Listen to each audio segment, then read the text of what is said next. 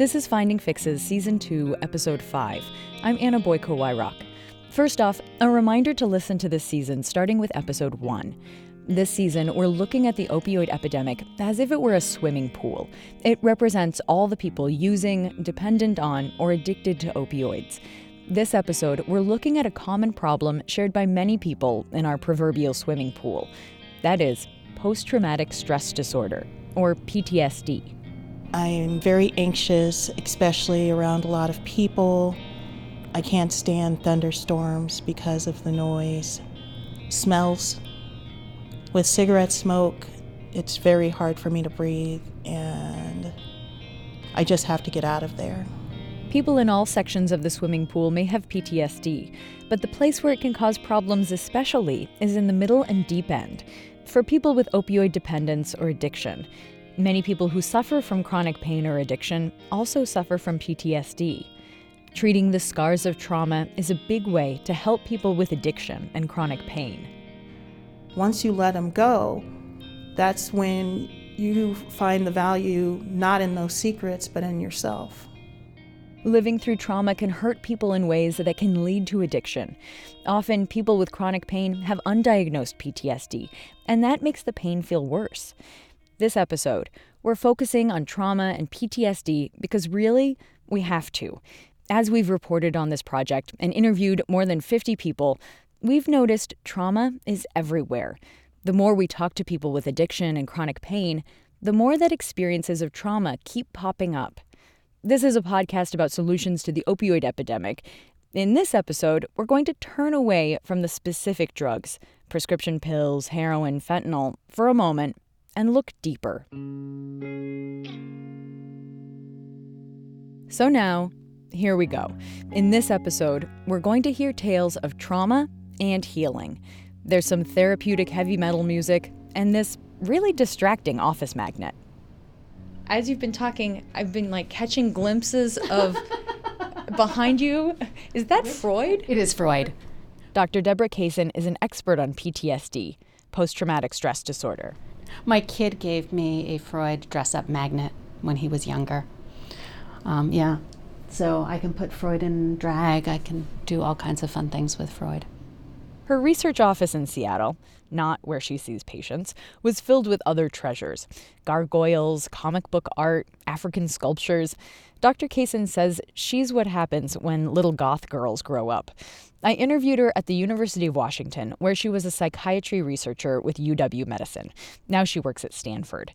Dr. Kaysen shares a lesson with me that she wishes more people knew, that PTSD is a very treatable condition. The idea for a long time was this was a chronic and untreatable disorder.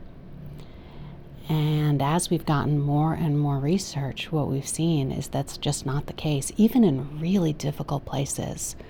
Some of my work has taken place in the Democratic Republic of Congo, working with sexual assault survivors in conflict settings.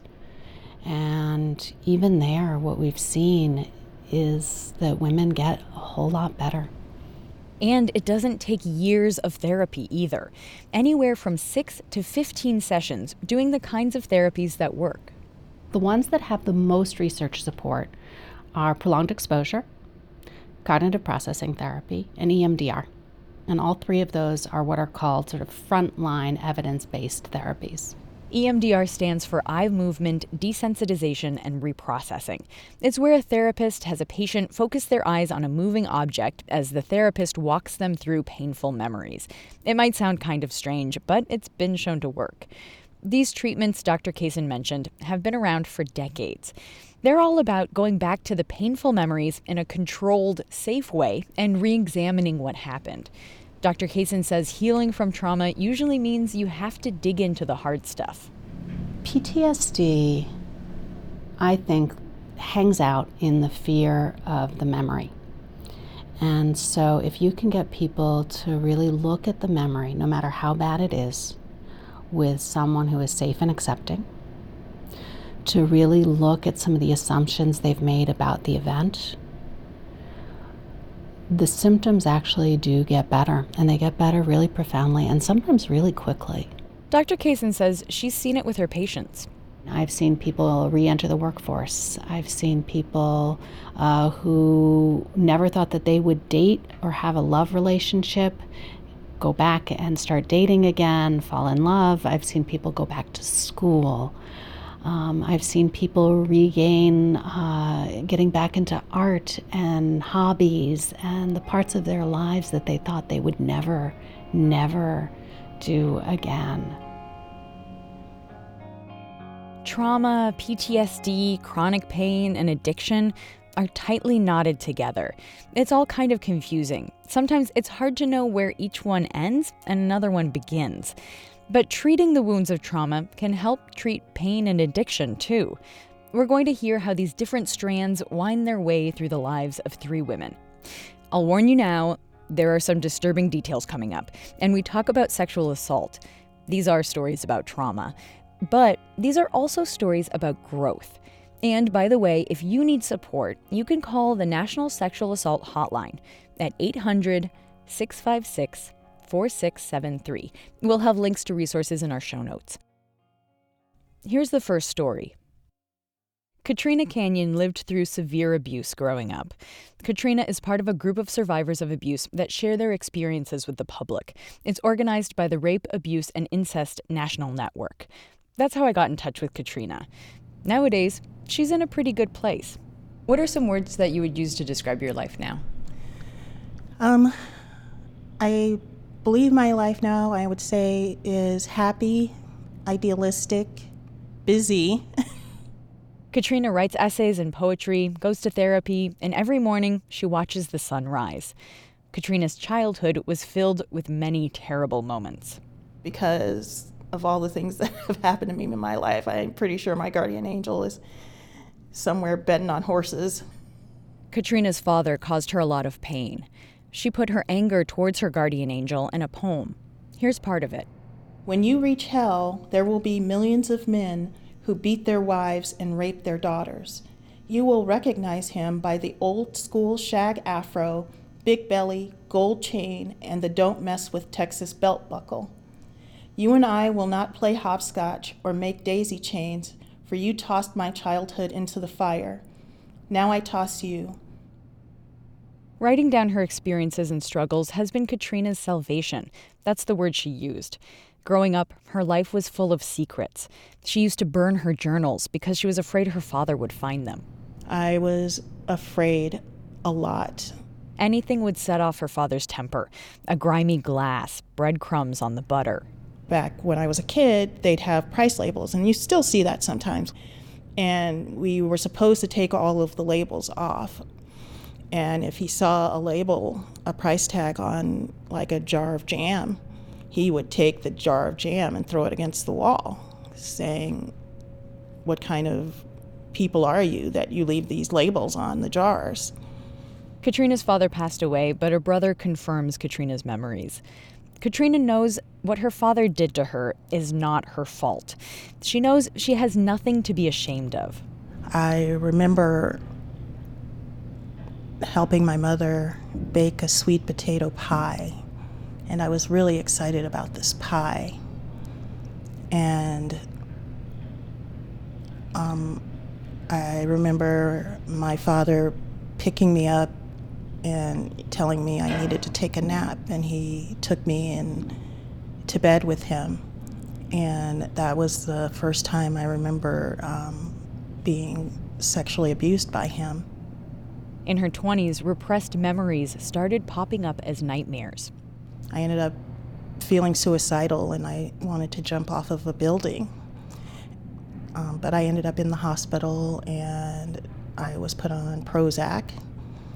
And I went through a lot of therapy. I painted a lot of watercolors, like those paint by number things, and I started to learn that the things that happened to me had nothing to do with me. It had to do with something that my father was going through.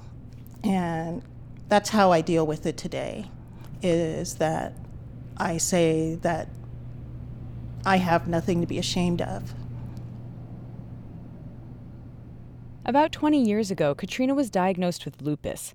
It's an autoimmune disorder, which means that the immune system doesn't just attack outside invaders like germs, it attacks Katrina's own body. And that hurts. This morning, my husband is away, and I was talking to him on FaceTime, and I was sitting on the sofa, and I kind of adjusted my body in a certain way, and my hips caused me to scream out, "Ouch!" And my husband says, "What happened?" I said, "I moved a little to the left." The pain is mostly in her joints, sometimes her head and her eyes. Katrina could take opioid painkillers, but she prefers to avoid them. She says her parents were addicted to drugs, and she doesn't want to get addicted too.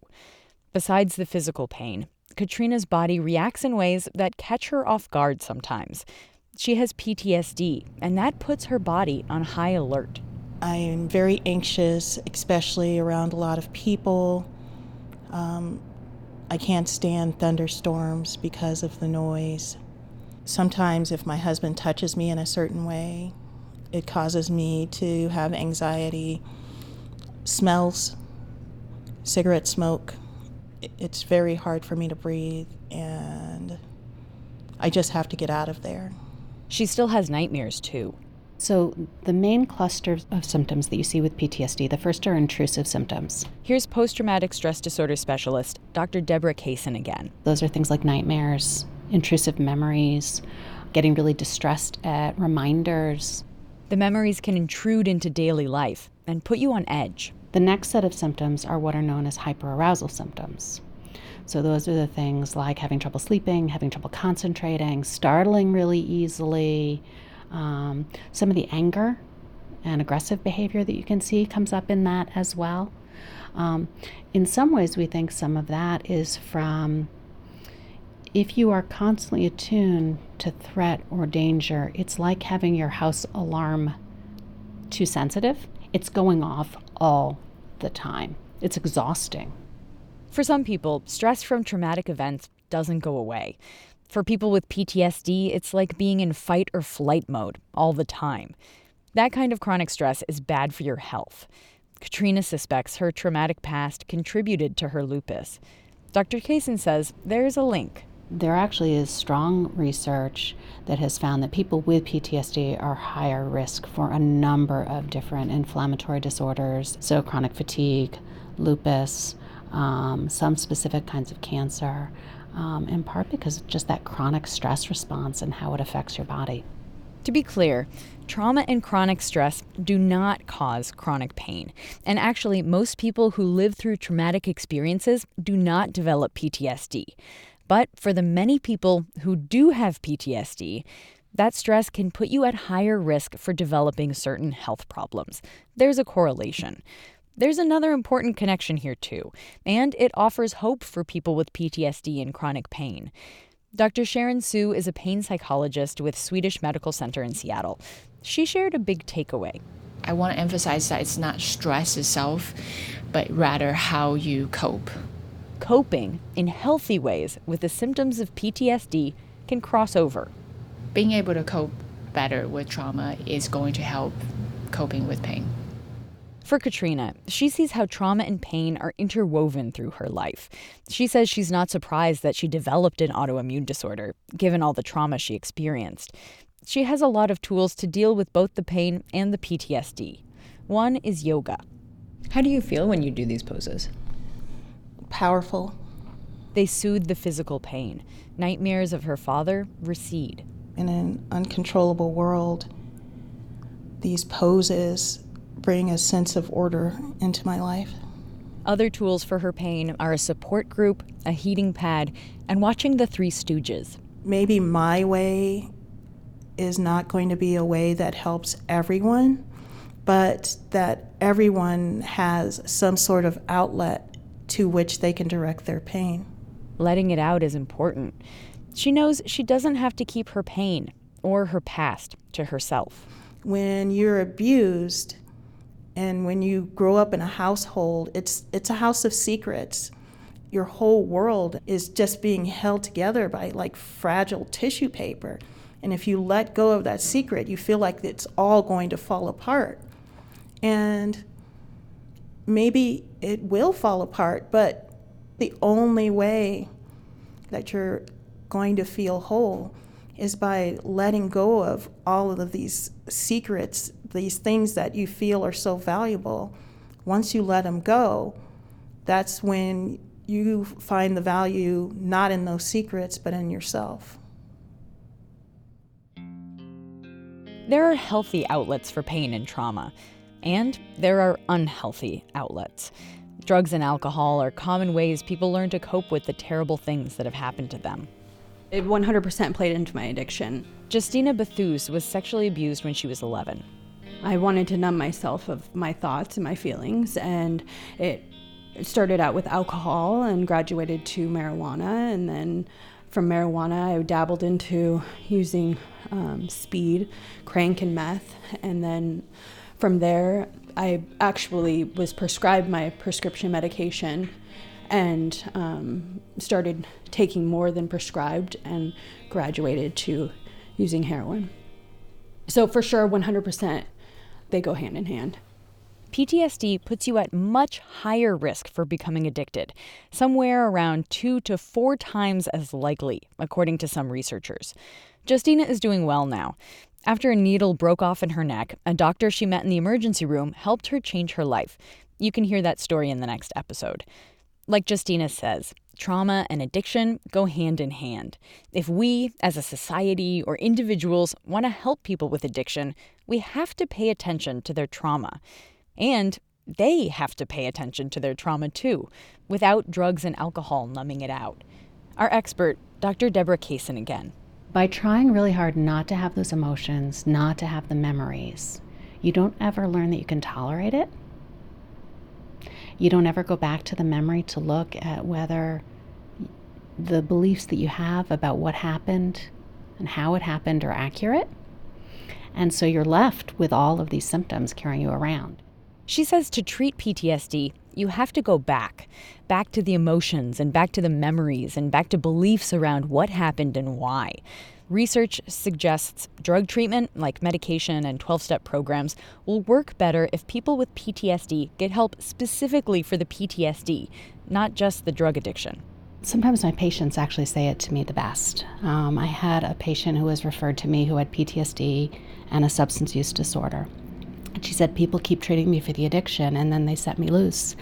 And every time the PTSD symptoms come back, and I don't have anything to use to manage those. And until someone treats the PTSD, I'm going to keep relapsing. And I think that's part of it, is if we don't want people to have a revolving door, we have to help them treat the PTSD. Now for another story of healing. Becca Baker is at band practice in a basement in Tacoma, Washington. She's the lead singer of the band Showing Teeth.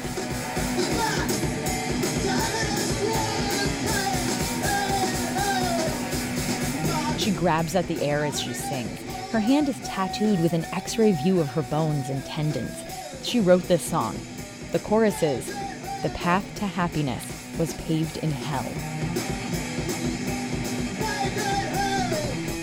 It's not really appropriate in a lot of conversations to be like, hey, so I've been through some really traumatic things and this is my life and here I am now and it's great, you know, and I'm really happy and things are good and, you know, la-di-da. For Becca, music is a way to express her truth. I guess it's a way to give myself permission to speak to anyone who's going to hear me. Becca is another volunteer with the National Network of Survivors of Rape, Incest, and Abuse. She wants to tell her story to help others. It also helps her process the past, too. For most of her life, Becca grappled with addiction. On her journey, she found help treating her PTSD, and that breakthrough has helped her grow stronger, helped her tackle the issues that fueled her addiction. Before band practice, I met Becca at home. She says she's over-caffeinated and nervous. A couple more stirs and then we're done. She stirs honey into some fruity tea. Before she became sober, Becca tried different drugs, but mostly her drug of choice was alcohol. I know this is a podcast about solutions to the opioid epidemic, and I know alcohol and opioids are different substances, but don't get hung up on that. The same things we're talking about apply to opioid addiction because addictions to different things share a tremendous amount in common. the building blocks are the same. You go into withdrawal if you don't have the substance, you can't control your use, and you continue to use even though it hurts your health and your life. And PTSD plays a role in addiction to drugs and alcohol. We're bringing you Becca's story because we think there's a lot to learn from it, no matter what specific drug we're talking about. This is a slice of her story. I had this mentality for a long time that because everyone who had hurt me was close to me, that you couldn't do anything to me. It was like I was like daring people, like, yeah, everybody I love has abandoned me. I wasn't wanted, I wasn't loved, I wasn't cared for. So what can you possibly do to mess me up even more? When she was 3, a 13-year-old babysitter started abusing her. I remember sitting on the bed in my room, and I remember that his pants were down, and he kept telling me, it's just like a lollipop. You just put your mouth on it. And I remember him getting really nervous every time a car would drive by, and he'd jump on the bed and look through the blinds, to see who it was, to see if his parents or my grandparents were coming back. Her life at home was often violent and chaotic. She learned to cope by watching what the adults did. And how everybody dealt with it was you sweep it under the rug and you just keep drinking and you look the other way. So, naturally, that's what I did. The alcohol fueled the chaos even more as she got older. I was that girl who was everybody's friend, and then you get a few shots in me, and the bartenders who knew me were already like starting to look at each other because they knew if there's going to be a scene that night and some trigger goes off, I'm the one trying to punch somebody or slap someone or shove someone into a table because something just fucking rubbed me the wrong way. And Becca says blind rage would overcome her. And she did things she hated, like one night on a stage with a bandmate. And when he smacked me in the back of the head, I saw red, and I was pissed. And when I opened my eyes and realized what was happening, I was hitting him with my bass. When my eyes met his eyes, and I saw that he was afraid of me, I retreat, no. And he was one of my best friends. I was hurting him. She hated this part of herself. I'm not a violent person. I don't like being violent.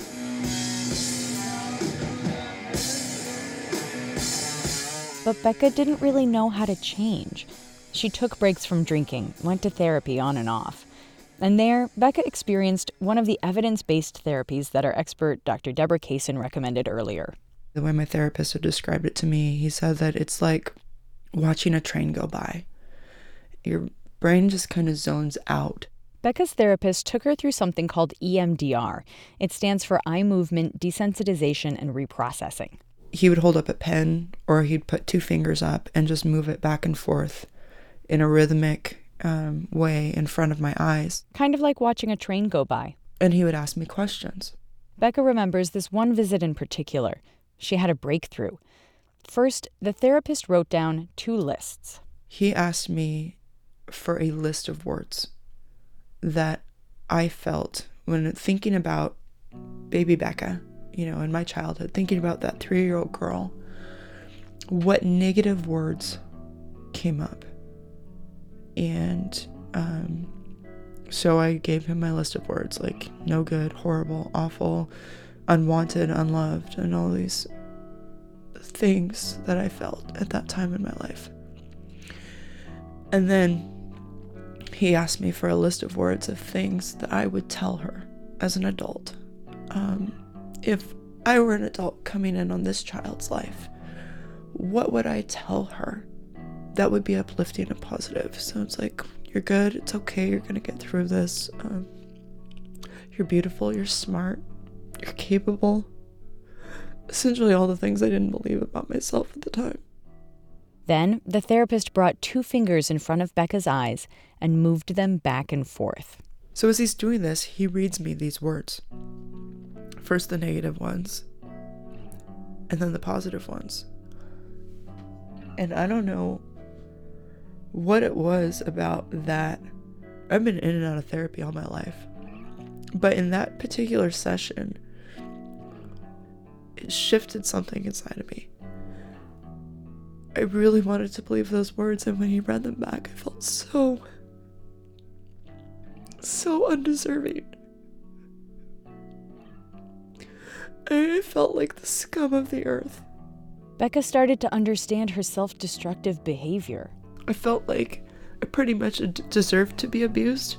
I felt like I deserved to be hurt. I felt like I deserved to be raped. I felt like I deserved to have all these horrible things happen to me because I wasn't worth anything. I wasn't worth anything to myself. Becca remembers what the therapist said next. He goes, "This is good." And he told me, he goes, "This is good. I'm very excited. Like, we finally have, this is real." Because I start crying. I was just like the stone cold. I didn't cry about anything.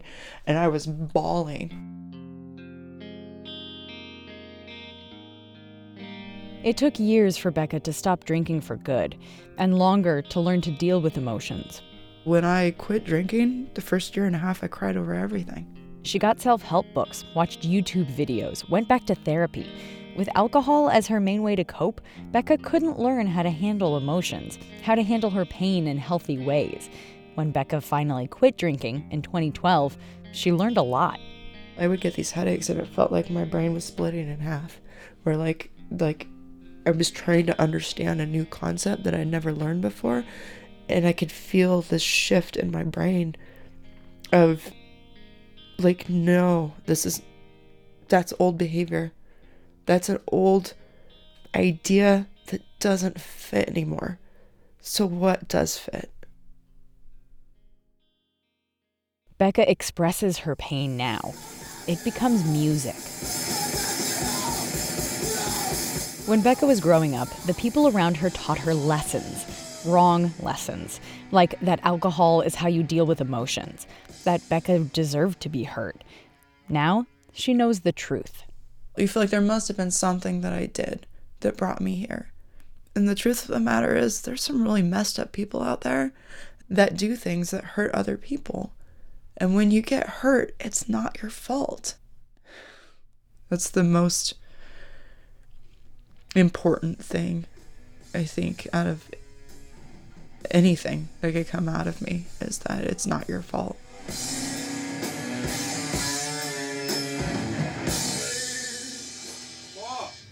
Wow, this was like literally the best practice we've ever had. Yeah, I felt literally. We've been talking about healing from trauma.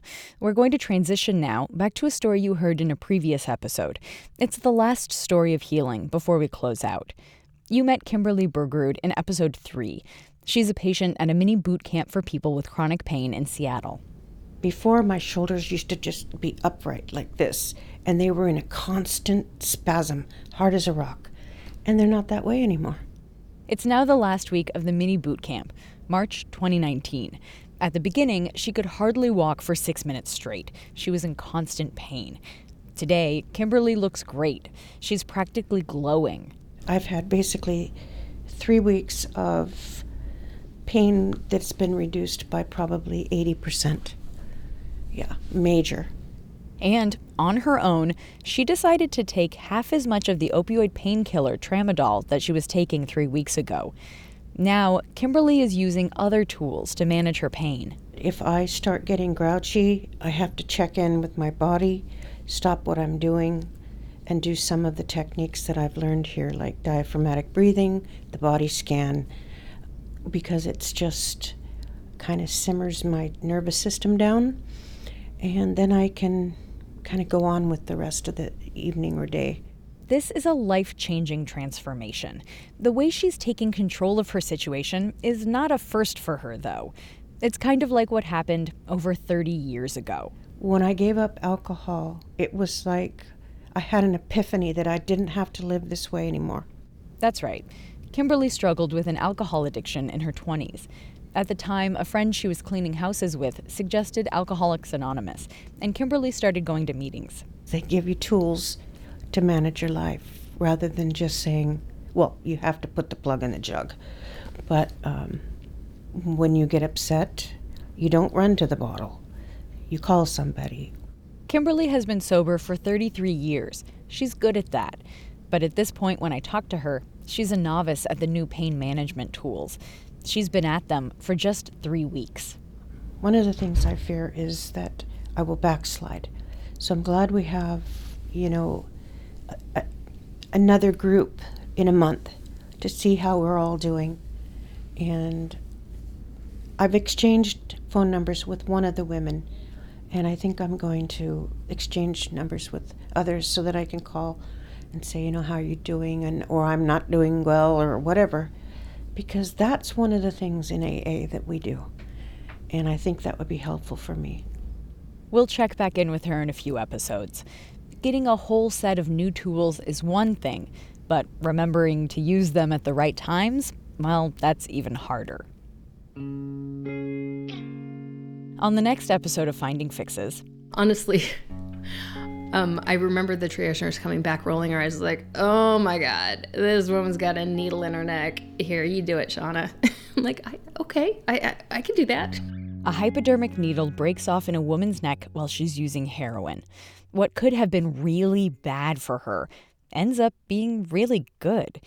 We look at how hospital emergency rooms can help people get off heroin. If you need support around a sexual assault you or someone you know experienced, you can call the National Sexual Assault Hotline at 800-656-4673. We'll also have links to resources in our show notes.